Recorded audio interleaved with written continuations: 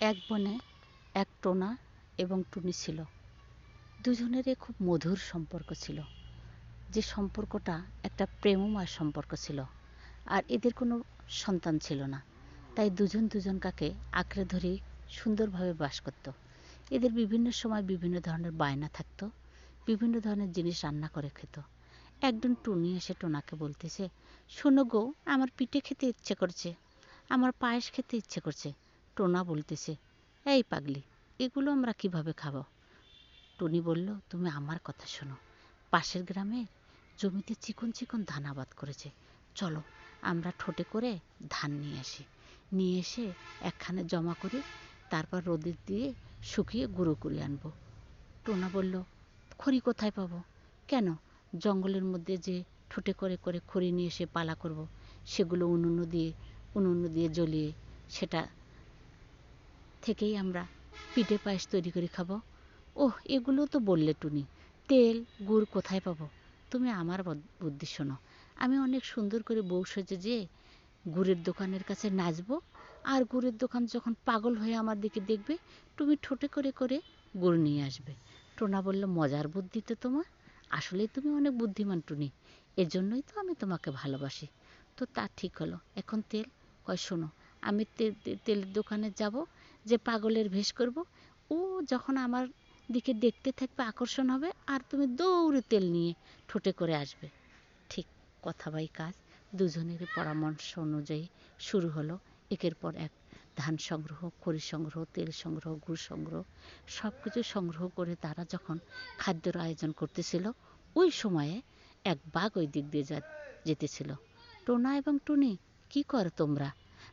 আরে মশাই, কিছু না, আসলে একটু আমরা পিঠে পায়েস করে খাবো, এই আয়োজন করতেছিল। ওহ, বহুদিন থাকি তো আমিও পিঠে পায়েস খাই না, আসলে আমাকে একটু তোমরা দিবা।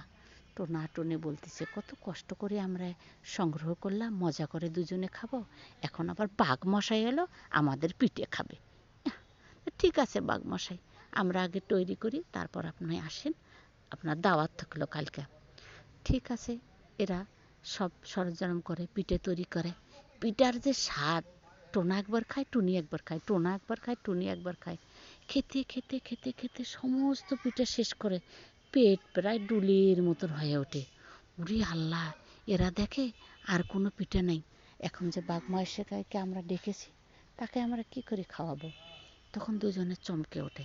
যাই হোক, এরা তখন এখন কি করে, একটা বড় পাতিল আনে, দুজনেরও পেটের ব্যথা ওঠে, হজম হয়, এরা এক এক করে পায়খানা করে পুরো পাতিল ভর্তি করে।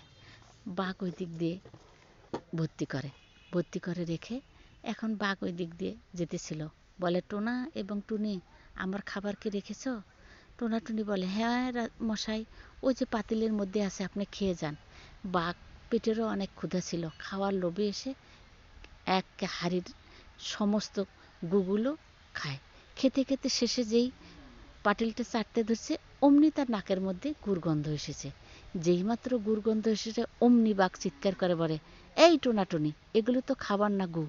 তখন টোনা আর টুনি বলে, হ্যাঁ মশাই, যা পিঠে করেছিলাম সব তো আমরাই খেয়ে ফেলেছি, এখন আপনি যদি না কিছু পান কেমন হবে, তাই আমরা দুজন খেয়ে গুগুলো পাতিলের মধ্যে ভরে রেখেছি।